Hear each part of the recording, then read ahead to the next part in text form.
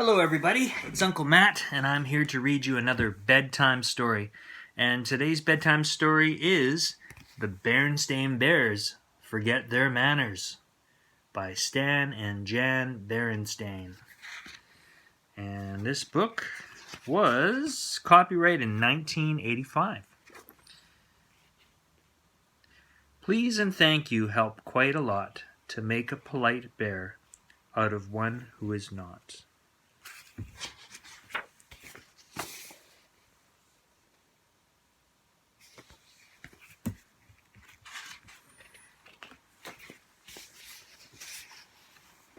Oh yeah, let's get a little more comfortable. There was a trouble in the big tree house down a sunny dirt road deep in bear country. Trouble with manners. The bear's family's trouble with manners was that they forgot them.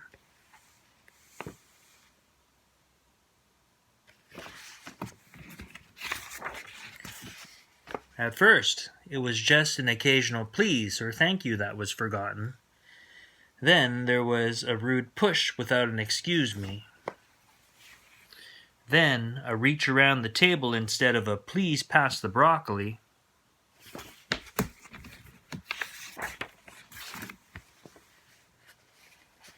Mama Bear wasn't quite sure how or why it happened, but she was sure of one thing.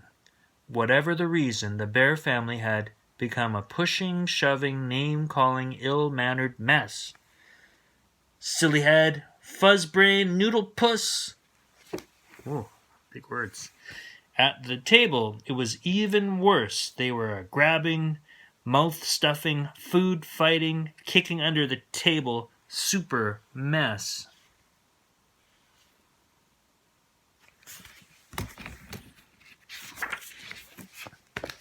Of course, Mama Bear tried to correct Brother and Sister Bear's behavior. She tried coaxing. She tried complaining. She tried shouting.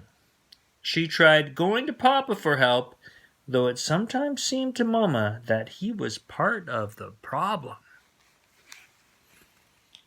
Papa banged on the table and shouted as only he could shout, but nothing really seemed to do any good.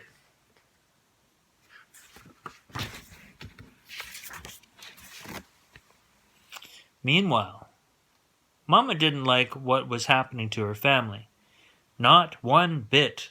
Something had to be done, but what? The best way to fight bad habits, she thought, was with good habits. Then she thought of a plan. She got a big piece of cardboard and a marker. At the top she wrote, "The Bear Family Politeness Plan." When the plan was finished, she called a family meeting and showed it to Papa and the cubs.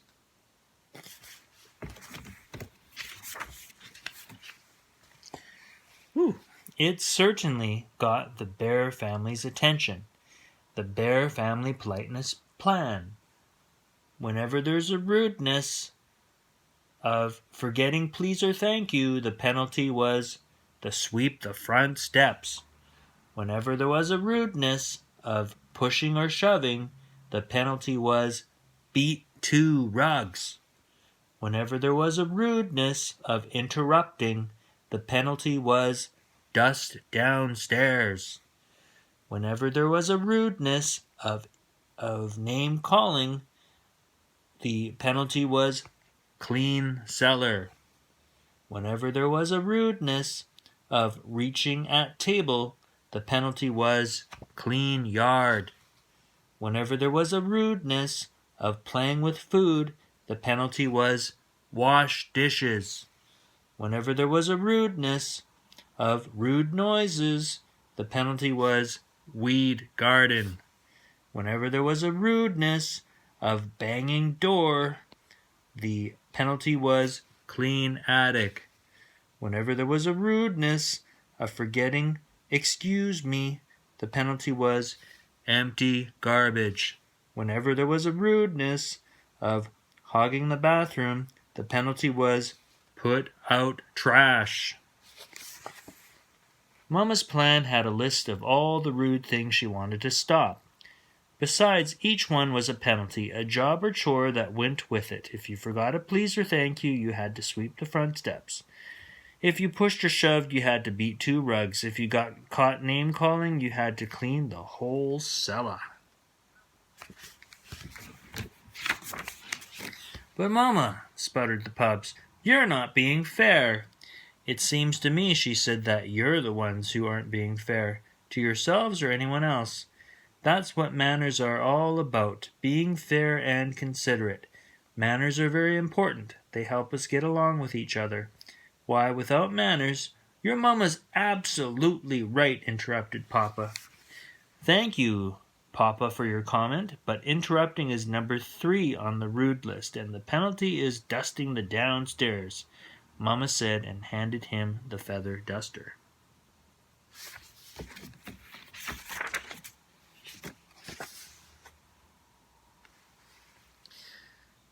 Said Brother. "This looks serious. I think we better come up with a plan of our own. We're going to be doing a lot of extra chores." "What sort of plan?" asked Sister. "Well," he said, "instead of just being polite, we'll be super polite. We'll please and thank you so much that Mama will get fed up and call off the whole thing." "Yes," said Sister. "We'll be so polite she won't be able to stand it."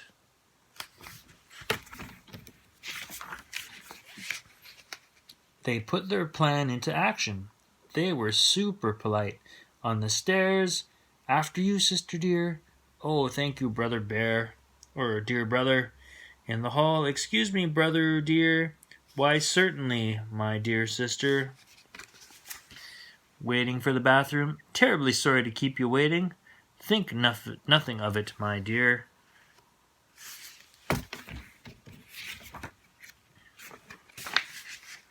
But it didn't work the way they expected.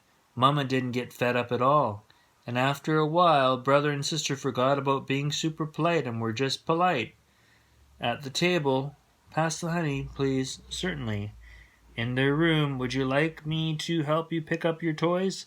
"Thank you very much." In the yard, "Oops, sorry, I didn't mean to bump you." "That's all right, no harm done." And it turned out that Mama had been right. Things did go more smoothly. Once they got into the good manners habit, they didn't even have to think about it.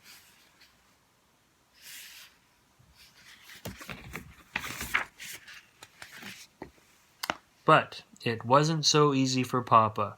He was the one who got fed up. It's a little harder to change the habits when you're older, and he had to do quite a few extra chores for forgetting his manners. "I'm glad to get out of the house away from the politeness plan," he said as he drove the family along the highway on a trip to the supermarket. "Manners and courtesy are just as important away from home, especially on the road," said Mama, as they stopped at a stop sign to let pedestrians and other cars pass. "They help us drive safely." "Well," grumbled Papa, as they all went into the busy supermarket, "I think you can have too much of a good thing. You've got to have common sense along with manners. Why, if you let everyone go ahead of you at the checkpoint, you'd be there forever." "And sometimes you have to interrupt." "Excuse me, madame," he interrupted a shopper, "but I believe you have a leaking bottle in your cart." The shopper thanked him for his help.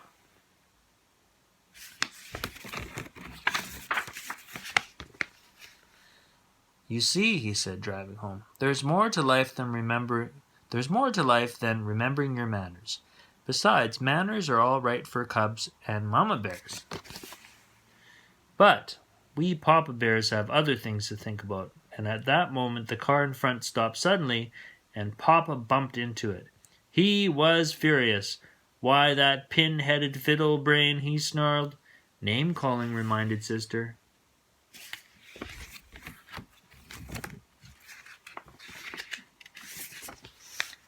The penalty for name-calling was cleaning the whole cellar, so Papa gritted his teeth and remembered his manners. And a good thing, too, because climbing out of the other car was the biggest, angriest bear he had ever seen.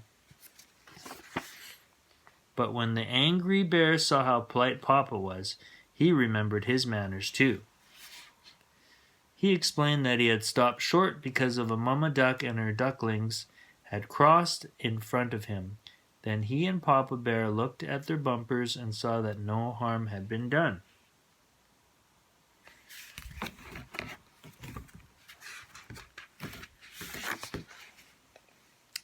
As I was saying, said Papa as they continued on their way, it's very important for us to remember our manners at all times, and I want to thank you, sister, for reminding me to remember mine. You're very welcome, I'm sure, said Sister Bear politely. And that is all the time we have today for Uncle Matt's bedtime story. I hope you had a good time listening to the story, and I'll see you next time. Bye for now.